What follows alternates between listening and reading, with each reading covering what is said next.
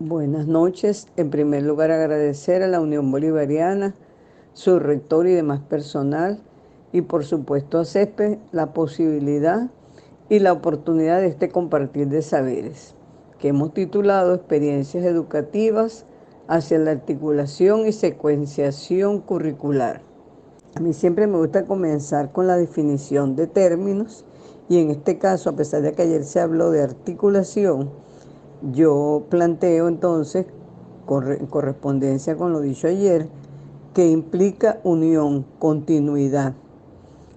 Y desde este punto de vista es un proceso pedagógico, pero también un proceso de gestión, que implica concertaciones conceptuales, curriculares e institucionales, y que va a favorecer el tránsito, la movilidad entre niveles educativos y ofertas académicas, el reconocimiento de aprendizajes y, por supuesto, lo que se busca, el mejoramiento de la pertinencia y calidad educativa.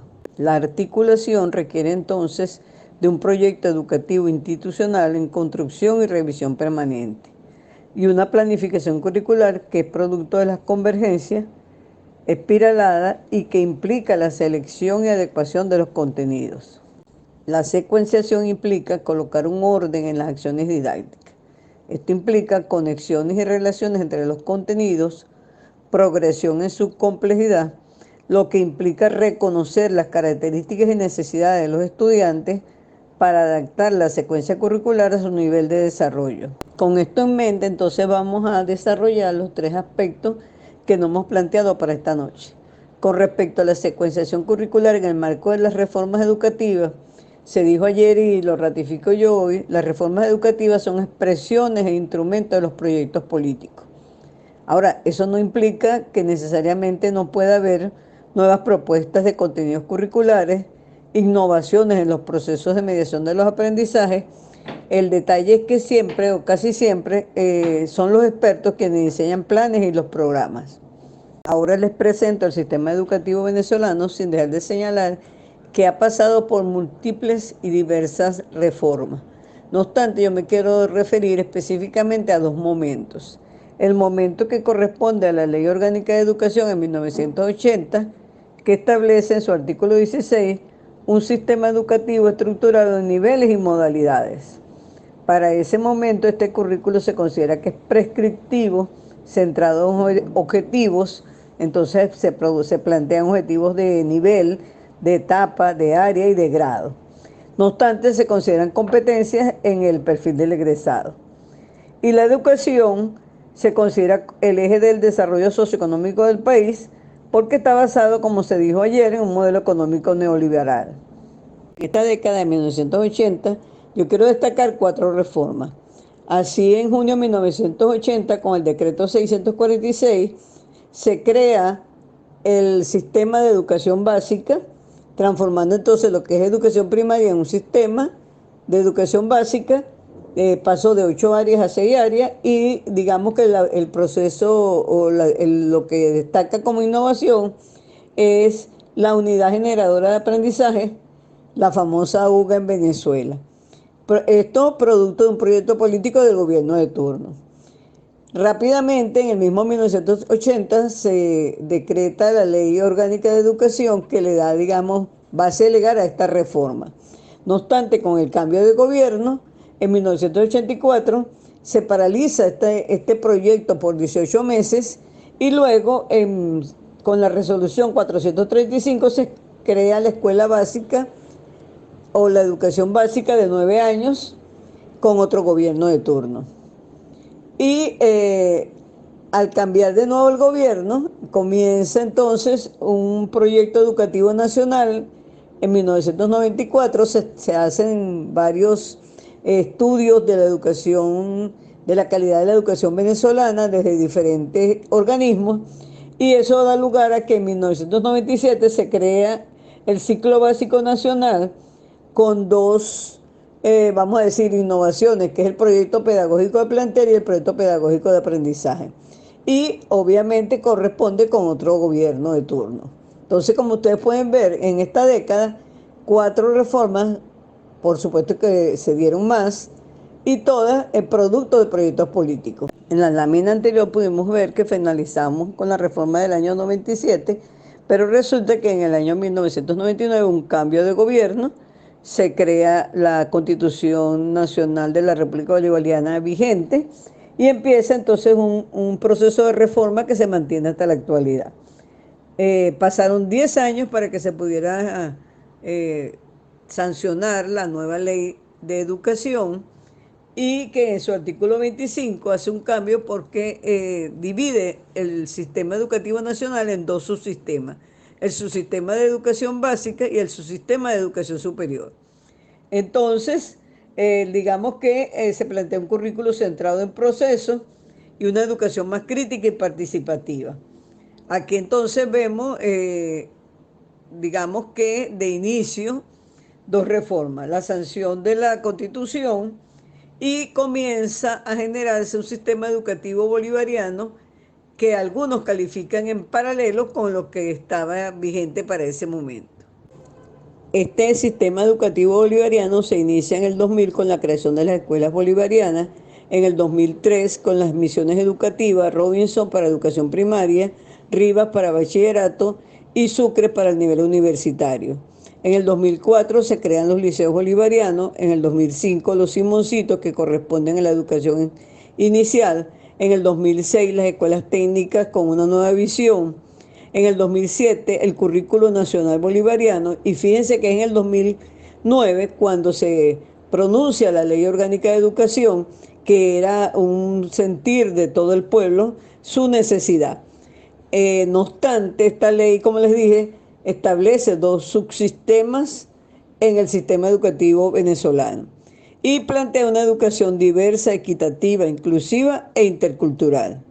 En cuanto al subsistema de educación universitaria, ya habíamos visto que en el año 2003 se crea la misión Sucre, en el año 2009 se crea la misión Alma Mater, con la finalidad de crear y fortalecer las universidades territoriales, transformar los institutos y colegios universitarios en universidades y articular las distintas instituciones del nivel.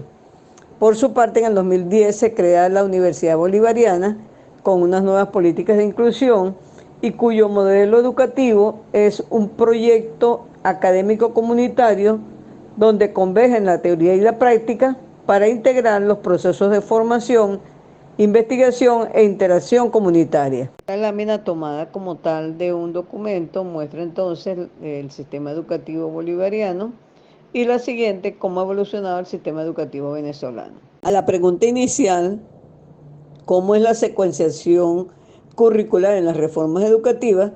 Se podría decir que en ninguna de las dos, si nos recordamos que yo definí secuenciación como orden, se podría señalar que en ninguna de las dos hay orden por cuanto las reformas se van produciendo de manera esporádica y no de una vez en todo el sistema educativo. Entonces, podíamos ver en la primera reforma un avance en la primera y segunda etapa de la educación básica, pero la tercera etapa, digamos que estaba más atrasada. Y si se lograba un avance en la tercera etapa, la siempre olvidada fue la educación secundaria. Igualmente, con esta nueva reforma, si bien se han tocado todos los subsistemas de la educación venezolana, se ha hecho en diferentes momentos y tal vez no en el orden que debería ser para que pudiera garantizarse una secuenciación de acuerdo a lo que se aspira. No obstante, esto lo voy a profundizar en el segundo aspecto. En cuanto al criterio de secuenciación y articulación curricular entre niveles, se plantea en los documentos oficiales que hay articulación de los niveles y misiones.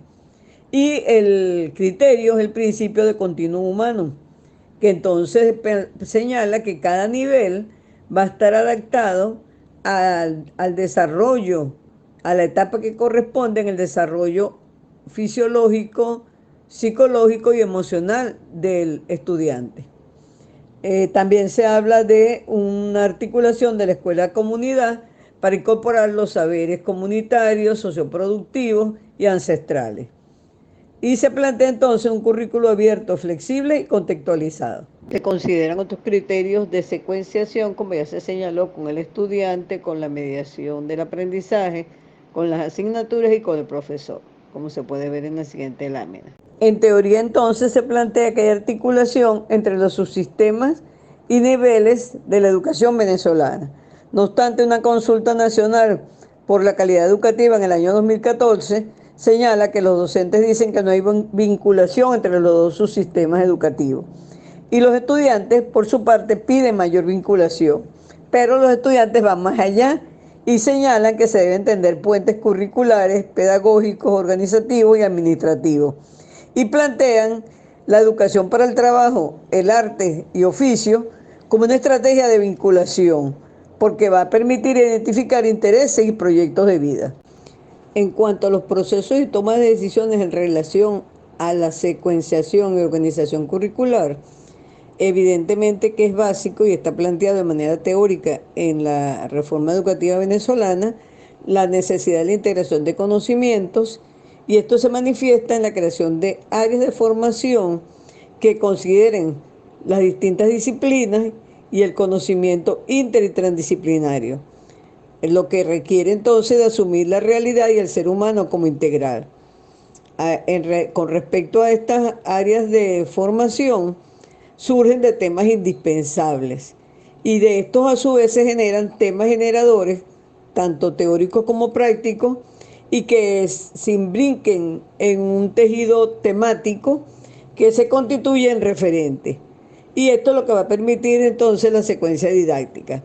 Un ejemplo sería un tejido temático de salud integral, conservación del planeta y la ciencia y los derechos humanos.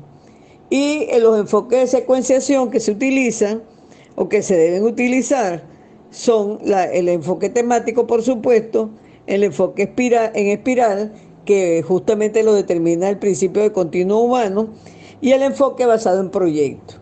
Como ustedes han podido ver en Venezuela, desde la reforma del 80 hasta la fecha, se mantiene el enfoque por proyecto en la secuenciación. Solo que ahora los proyectos, el proyecto institucional se denomina proyecto educativo institucional comunitario, con la idea, como les decía, de la integración o de la articulación institución educativa comunidad. ¿Qué podemos concluir? Venezuela, como toda América Latina y especialmente América del Sur, ha sufrido numerosas reformas que, si bien tal vez no sean del todo negativas, la negatividad los da que no surgen, como decía ayer el ponente de Bolivia, del sistema educativo y de las personas que están en la educación, sino que surgen como proyectos políticos. Si ustedes vieron rápidamente el sistema educativo venezolano en la actualidad, que a pesar de la ley algunos siguen considerando que hay un sistema paralelo, realmente es diverso, realmente considera la inclusión. Ahora, ¿qué pasa? Que es un sistema producto de un proyecto político, alversado en un alto porcentaje. Entonces, evidentemente no puede tal vez generar los cambios que se pudieran dar si lo estuviésemos pensando de otra manera. Entonces, ¿qué hacer? Bueno, ayer decíamos que nosotros sabemos lo que tenemos que hacer, que tenemos el conocimiento. Ahora, ¿qué falta? Voluntad. ¿Por qué? Porque eso requiere de convergencias, concertaciones, por supuesto, de más humanidad hacia el otro y necesariamente de mayor espiritualidad. Se requiere de más familia. Quiero concluir dando las gracias por esta posibilidad. Estoy abierta a cualquier tipo de preguntas y bueno, ya el hecho de que estemos aquí reunidos ya implica que estamos haciendo algo.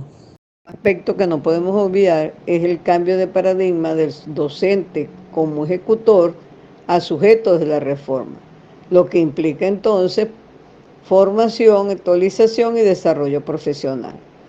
Quiero concluir con un pensamiento de Tomás Carile que señala que toda reforma que no signifique el cambio de costumbres será siempre inoperante.